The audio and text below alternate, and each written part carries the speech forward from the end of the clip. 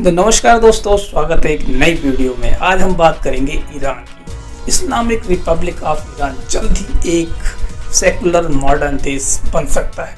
जी हाँ, सालों से कुछ ऐसे दिखने वाला ईरान जो आज तक एक कट्टर इस्लामिक नेशन था, लेकिन अभी हाल फिलहाल में डॉक्टर मसूद पेज़ेशकियान एक रिफॉर्मिंग सोच के कैंडिडेट हैं, जिनके आइडिया बिल्कुल भी कट्टर इस्लामिक सोच वैल्यूज को सपोर्ट नहीं करती है। उन्होंने वहां एक इस्लामिक लीडर शहीद जलीली को 40 लाख वोटों से हरा दिया। Can you believe that? आज ईरान में हालत कुछ ऐसी हो गई है कि वहां पर 50,000 मस्जिद बंद कर पड़ गए। ईरान के सड़कों में औरत जगह जगह पर बुर्का चला रही, सरकार के खिलाफ विद्रोह। तो क्या इसका मतलब ईरान अब इस्लाम को रिजेक्ट कर रहा है? यहाँ पर एक इंटरेस्टिंग बैकग्राउंड है, वो मैं आज बताता हूँ कि जो आज का ईरान है वो पहले कैसे दिखता था। आज से 45 ईयर्स पहले कुछ ऐसा दिखता था। लड़कियां बिना हिजाब के मॉडर्न वेस्टर्न आउटफिट्स पहना करती, मेल्स फीमेल्स साथ में पार्टी किया करते थे, स्कूल कॉलेजेस में लड़के लड़कियां साथ में पढ़ते थे, और यहाँ तक कि लड़कियां कार भी ड्राइव करती थीं। ये शायद कुछ लोगों के लिए काफ़ी शॉकिंग रहेगा, but this is actually true. लेकिन फिर इसके बाद खुद ईरानियन लोगों ने ही देश से मॉडर्निस्ट और सेकुलरिज्म को हटा दिया और एक आयतुल्लाह खेमनी को लीडर के तौर पे चुना, क्योंकि उस वक्त उन्हें लग रहा था कि ईरान बहुत ही ज़्यादा वेस्ट की तरफ बढ़ता चला रहा है, और इसीलिए उन्हें अपने कोर इस्लामिक रूट्स की तरफ अपने कदम बढ़ाने चाहिए। और आज ईरान वापस से कट्टर इस्लामिक वैल्यूज को रिजेक्ट करके सेकुलरिज्म की पनाह चाह रहा है। अब आखिर ऐसा क्यों? इनफैक्ट इस पूरे रेवोल्यूशन के पीछे ना एक 22 साल की लड़की का हाथ है, जिसने एक 45 ईयर्स पुराने इस्लामिक रेजिम को उखाड़ दिया है। आज के इस वीडियो में हम इन सारी बातों को हम डिटेल में जानेंगे, डिटेल में डिस्कस करेंगे कि ईरान की हिस्ट्री को जानेंगे, ईरान के फ्यूचर को समझने की कोशिश करेंगे कि ईरान में हो क्या रहा है, और ये भी एनालाइज करेंगे कि ईरान की रेजिम चेंज के बाद दुनिया की जियोपॉलिटिक्स सिनेरियो पे आखिर क्या असर होगा, कैसा होगा, क्योंकि डेफिनेटली इसका एक बड़ा इम्पैक्ट पड़ेगा ईरान और यूएस रिलेशन पे और ईरान इजराइल रिलेशन। इस नए डायनामिक शिफ्ट से इंडिया को एक बहुत बड़ा फायदा हो सकता है। तो लेट्स डिस्कस हाउ। 9 मई 2022 को ईरानियन प्रेसिडेंट इब्राहिम रईसी की डेथ हो गई, जो कमिटेड क्लर्जी एसोसिएशन ग्रुप के हेड थे। अब सीसीए कोई पार्टी नहीं बल्कि ईरान के क्लैरिक सिस्टम का एक ग्रुप है जो कट्टर इस्लामिक आइडियोलॉजी को ईरान में प्रमोट करते हैं। अब रईसी की डेथ के बाद 5 जुलाई को ईरान में वापस से इलेक्शन हुए, और इस इलेक्शन में डॉक्टर मसूद पेज़ेशकियान एक जो रिफॉर्मिंग सोच के कैंडिडेट हैं, जिनकी आइडियोलॉजी बिल्कुल इस्लामिक वैल्यूज को सपोर्ट नहीं करती है, वो जीत जाते हैं। उन्होंने इस्लामिक लीडर शहीद जलीली को कुछ गिने चुने नहीं बल्कि 40 लाख वोटों से हरा दिया। आखिर कैसे? डॉक्टर मसूद के लिए मेजर विनिंग फैक्टर थे उनके 2 प्रॉमिसेस। उन्होंने ईरान की जनता से किए, एक कि वो वेस्ट के साथ ईरान के रिलेशन वापस से अच्छा कर दें, जिससे ईरान पे जो सैंक्शंस लगे हैं वो खत्म हो जाएंगे, और दूसरा प्रॉमिस वो ईरान में एक फ्री माहौल बनाएंगे, यानी कि जो हिजाब लॉ जैसे बहुत सारे कानून है वो बैन कर देंगे जो भी जनता को बांधने की कोशिश कर रहे हैं। सवाल यहाँ पे ये आता है कि 45 साल पहले तो ऐसा ईरान ने खुद ही किया था, ईरानियन से खुद ही ये वाला रूट चुना था। ईरानियंस को अचानक से उनके रिलीजन से क्या प्रॉब्लम हो गई? ऐसा क्यों हुआ? आखिर ईरानियंस आज मॉडर्निस्ट को क्यों एक्सेप्ट करना चाहते हैं? इसका जवाब जानने के लिए हमें ईरान की हिस्ट्री को थोड़ा समझना होगा। शुरुआत करते हैं 1979 से, जब जैसे मैंने इंट्रो में बताया था कि ईरान कंपैरेटिव एक काफ़ी मॉडर्न देश हुआ करता था, और आज जैसे वहाँ एक क्लोथिंग, ड्राइविंग और बेसिक चीज़ों के लिए बहुत सारे रिस्ट्रिक्शंस हैं, बहुत सारे लॉज हैं, वो नहीं हुआ करते थे। इसके पीछे का मेन रीज़न था ईरान के शाह रजा पहलवी का liberal regime. Shah Reza Pahlavi Iranian की हिस्ट्री में एक मेजर प्लेयर है। उन्होंने ईरान के मॉडर्नाइजेशन के लिए स्पेसिफिकली 1960 में व्हाइट रेवोल्यूशन को इंट्रोड्यूस किया था। ने ईरान को वेस्टर्न कंट्रीज की तरह एक मॉडर्नाइज्ड और डेवलप कंट्री बनाने की कोशिश की। इसी की वजह से उन्होंने अपने देश में इंडिया के IIT की तरह ईरान में भी आर्य मेहर यूनिवर्सिटी ऑफ टेक्नोलॉजी और एम्स के जैसे यूनिवर्सिटी ऑफ मेडिकल साइंसेस बनाए, ताकि ईरान भी साइंस एंड टेक्नोलॉजी के फील्ड में रैपिड ग्रो कर सके। पहलवी का ऐसा मानना था कि ईरान के फ्यूचर लीडर्स एक पढ़े लिखे मॉडर्न सोच वाले होने चाहिए।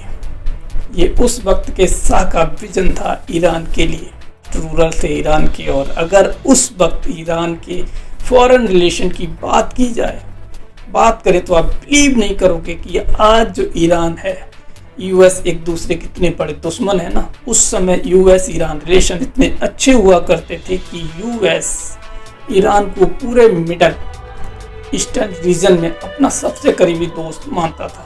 1970 में ईरान खुद यूएस के वेपन्स का लार्जेस्ट परचेज करता था, और इनका कोऑपरेशन सिर्फ मिलिट्री अलायंस एंड तक ही लिमिटेड नहीं था, बल्कि यूएस प्रेसिडेंट आइजनहोवर ने तो खुद रजा पहलवी के साथ मिलकर 1967 में ईरान की कैपिटल सिटी तेहरान में एटम्स फॉर पीस प्रोग्राम शुरू किया था, और फिर वहीं पे ईरान का न्यूक्लियर रिसर्च सेंटर भी बनवाया। बेसिकली यूएस ईरान का अलायंस काफ़ी स्ट्रॉन्ग था उस वक्त, और शाह के रेजिम में ईरान का एक ऑल राउंड डेवलपमेंट हो रहा था।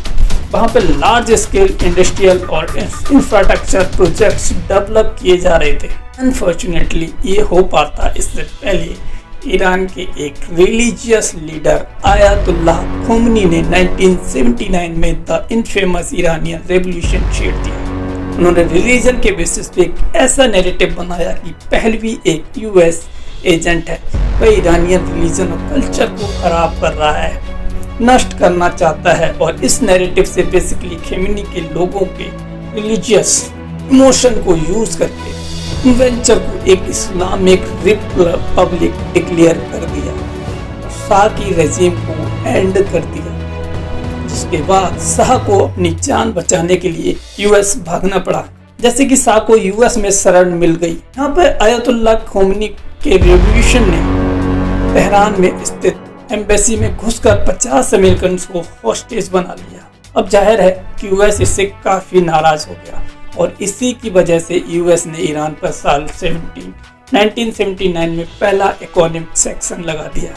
फिर इसके बाद इस रिस्पॉन्स में खोमेनी ने अपनी गलतियों को सुधारने की बजाय उल्टा यूएस को पूरे ईरान और मिडिल ईस्ट में द ग्रेट सेंटन और एंटी इस्लामिक कहकर बदनाम करना शुरू कर दिया।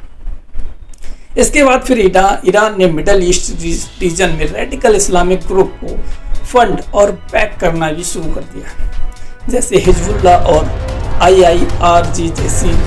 आज तो हालत ऐसी हो गई है कि ईरान ने पूरे मिडिल ईस्ट रीजन में शिया और सुन्नी का ऐसा मैस फैला दिया है कि इस रीजन में कोई भी मुस्लिम पीसफुली ही नहीं रह पा रहा है। सो बेसिकली ईरान की इन्हीं एक्टिविटीज की वजह से आज तक यूएस ने उन पर न्यूक्लियर सेक्शन से लेकर ऑयल सेक्शन और हर किस्म की सेक्शन लगा कर रखे हैं, जिसकी वजह से उनकी इकोनॉमी का बुरा हाल हुआ पड़ा। इन सभी का जो बोझ है वो वहाँ की जनता को उठाना पड़ रहा है, लोगों को फेस करना पड़ रहा है। अब खेमेनी की सरकार आने के बाद तो ईरान में कंप्लीट शरिया कानून लागू हो के तहत आज तक ईरान में एक लड़का और लड़की पब्लिकली हाथ में हाथ डाल के नहीं चल सकते, साथ में ट्रेवल भी नहीं कर सकते। उनके पब्लिक ट्रांसपोर्टेशन जैसे बस और ट्रेन में भी जेंडर से फॉलो किया जाता है। बेसिकली वहाँ पे मेल्स और फीमेल्स को कंपलसरी सेपरेट कंपार्टमेंट में ट्रेवल करना पड़ता है। यहाँ तक कि वहाँ पे मेल्स और फीमेल्स के सेपरेट पार्क्स तक बनाए गए। शरिया लॉ के मुताबिक वहाँ पे हर औरत को ईरानियन ड्रेस कोड को फॉलो करना पड़ता है। वहाँ पर कंपलसरी हिजाब और लूज कपड़े पहनने पड़ते हैं जो उनकी पूरी बॉडी को कवर कर सके। को फुल स्लीव्स और फुल पैंट पहनना कंपलसरी है। वहाँ पर कुछ रिस्ट्रिक्शन कुछ इस कदर हैं कि वहाँ पर एक मेल और फीमेल पब्लिकली हैंड शेक भी नहीं कर सकता। हैंड शेक करते हुए देख लिया तो सीधे उन्हें जेल हो सकता है। इसका ध्यान रखने के लिए मैक्श्योर करने के लिए ईरान मोरल पुलिस घूमती है। प्लस उन्होंने जगह जगह पर कैमरा भी इंस्टॉल करके रखे हैं जो मॉनिटर करते हैं कि कोई भी शरिया लॉ ना तोड़ सके। और अगर ऐसा कोई करता हुआ दिख गया तो सीधा उसे जेल हो सकती है, जहाँ पे उसे टॉर्चर किया जाता। आप खुद ही सोचो, खुमैनी के लिए इस्लाम और इस्लामिक रूल तो सिर्फ एक बहाना है, लाखों लोगों को डरा धमकाने के लिए, उन पर रूल्स थोपने के लिए। और यही पॉलिटिक्स का असली चेहरा है। लोगों को एक अलग चेहरा दिखाया जा रहा है, उनके रिलीजियस सेंटिमेंट से खेला जा रहा है, और असली रियलिटी कुछ और है। खास करके वो देश जो कि 45 ईयर्स पहले इतना लिबरल हुआ करता था। जनता ने ये भी देख लिया कि डेवलपमेंट के नाम पर भी यहाँ पर कुछ नहीं हो रहा है, ना तो फॉरेन रिलेशन स्ट्रॉन्ग हो रहे हैं, टेक्सचर बढ़िया हो रहा है, ना कोई गति मिल रही है। सिर्फ धर्म के सारे लोगों को रखा जा रहा है, और इसलिए जनता वाकई में परेशान हो गई, जिस वजह से इस्लाम एक फंडामेंटलिस्ट हार गए। और अब हम बात करते हैं इस पूरे रेवोल्यूशन के पीछे 22 साल की लड़की ने कैसे मेजर रोल प्ले किया।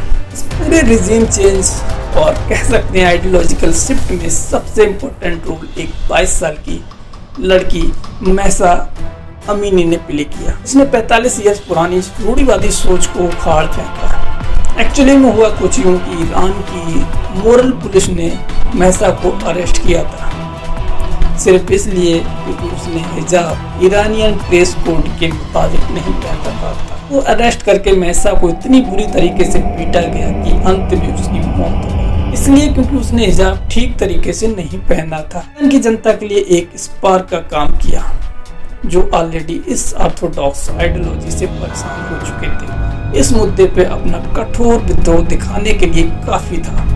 सारे ईरानियंस रास्ते पर उतर आए, और इन प्रोटेस्ट में सबसे आगे थी ईरानियन औरतें। ईरानियन ड्रेस कोड के अगेंस्ट उन्होंने हिजाब चलाने शुरू कर दिए, अपने बालों तक को काट डाला, just to challenge the government. इतना ही नहीं, स्कूल गर्ल्स ने डेथ टू डिक्टेटर के स्लोगन तक रेज किए। ईरान के युवाओं ने भी एक यूनिक प्रोटेस्ट मेथड चुना, जहाँ पे वो ईरान के क्लेरिक्स मतलब रिलीजियस लीडर के टर्बन को गिरा दिया करते थे। ये टर्बन क्या होता है कि जो रिलीजियस में मैन लोग होते हैं वही पहनने का उनको अधिकार होता है, यानी ये बगावत सीधे people in the position of power के साथ हो रही थी। तीसरा सेगमेंट ईरानियन सोसाइटी का जिसने भी बढ़ चढ़ कर प्रोटेस्ट में पार्टिसिपेट किया वो थे ईरानियन स्टूडेंट। उन्होंने अपने एकेडमिक फ्रीडम के लिए गवर्नमेंट के खिलाफ मोर्चा शुरू किया। बेसिकली आज तक ईरान की गवर्नमेंट ही ये डिसाइड करती है कि स्टूडेंट क्या पढ़ेंगे, and it is compulsory for student की वो फंडामेंटलिस्ट रिलीजियस टीचिंग को पढ़ें, और इसी के अगेंस्ट इन स्टूडेंट ने प्रोटेस्ट किया। सिचुएशन ऐसी हो गई है कि लोग इस्लाम को उनके ऊपर थोपे जाने से इतने नाराज हो गए कि उन्होंने मस्जिद तक जाना छोड़ दिया है, जिसकी वजह से पिछले कुछ सालों में ईरान में 75,000 मॉस्क में से 50,000 मॉस्क बंद हो गए। थोपने की वजह से ही लोगों में रिलीजियन छोड़ने की भावना आ रही है, वो मजबूर हो रहे हैं, और इसीलिए ही तो आज ईरानी लोगों ने लिबरल थॉट्स रखने वाले पैसेज कियान को चुना। कियान ने इलेक्शन जीतने के लिए प्रॉमिस किया था कि वह ईरान की इकोनॉमिक कंडीशन को सुधारने के लिए यूएस के साथ अपने रिलेशन अच्छे करेंगे, यानी स्ट्रॉन्ग करेंगे, और एक पीसफुल कंट्री बनने की तरफ कदम बढ़ाएंगे, जिससे ईरान के ऊपर लगे पुराने सेक्शंस को रिवीव किया जाए। अगर ये हुआ तो उसका इम्पैक्ट पूरे मिडल ईस्ट रीजन में होगा, जैसे कि शिया और सुन्नी के क्लेशेस खत्म हो जाएंगे, और आज तक खोमनी को सपोर्ट से पल रहे हिजबुल्लाह जैसे मिलिटेंट ग्रुप का भी अंत और फंडिंग एक्टिविटी बंद हो जाएगी। बेसिकली इससे हाई चांसेस हैं कि पूरा मिडल ईस्ट पीस और डेवलपमेंट के रास्ते पे चलने लगेगा। देखते हैं इस नए शिफ्ट से इंडिया पे क्या इम्पैक्ट पड़ेगा, क्या इंडिया को फायदा होगा या इंडिया को नुकसान। तो इससे फ्यूल प्राइसेस काफ़ी हद तक सस्ते हो जाएंगे, क्योंकि हिस्टोरिकली ये प्रूवन है कि ईरान ने इंडिया को हमेशा ही सस्ते रेट पे ऑयल प्रोवाइड किया है। और ये अगर लॉन्ग टर्म फायदे की भी हम बात करें तो आप सब ने आज से कुछ ही दिनों पहले ये सुना होगा कि इंडिया को ईरान के 12 हॉट पोर्ट का एक्सेस मिल गया है। 20 की हम ऑलरेडी इतने बड़े रीजन में बिना किसी इंटरप्शन के ट्रेड कर सकेंगे। दूसरा बेनिफिट हो सकता है कि ईरान में एक रेलवे प्रोजेक्ट में भी स्पीड आ सकती है, हम यूरेशिया में आसानी से ट्रेड कर पाएंगे। पाकिस्तान और स्वेज कैनाल को इजीली बाईपास करके हम कंट्रीज का एक्सेस मिल जाएगा जो हम इस मैप में देख सकते हैं। डिस्टेंस को अवॉइड करके हम 45 से 60 डेज में कवर होने वाले ट्रेड रूट को सिर्फ 25 से 30 डेज में ही कवर कर लेंगे, और वो भी 30 लेस्ट कॉस्ट में। इससे आने वाले इंडिया में चाइना की तरह दुनिया का एक बहुत ही अच्छा और रिलायबल सप्लाई चेन पार्टनर बन सकता है। लेकिन ऑफ कोर्स इन सब चीज़ों को कुछ वक्त के लिए साइड में रख देते हैं। अगर ईरान में लिबरलाइजेशन आता भी है, कितने समय तक टिक पाएगा? क्योंकि आज से 45 साल पहले ही ईरान ने खुद तो ही एक लिबरल हेड ऑफ स्टेट को उखाड़ फेंका था और वहां पर कट्टर इस्लामिक सोच वाले लोग अपना लीडर बनाए और खुद की फ्रीडम नीलाम कर दी थी। सो द क्वेश्चन इज, आपको क्या लगता है, क्या ये पैटर्न आगे भी रिपीट हो सकता है या कुछ साल बाद ये लिबरल गवर्नमेंट वापस से गिर जाएगी?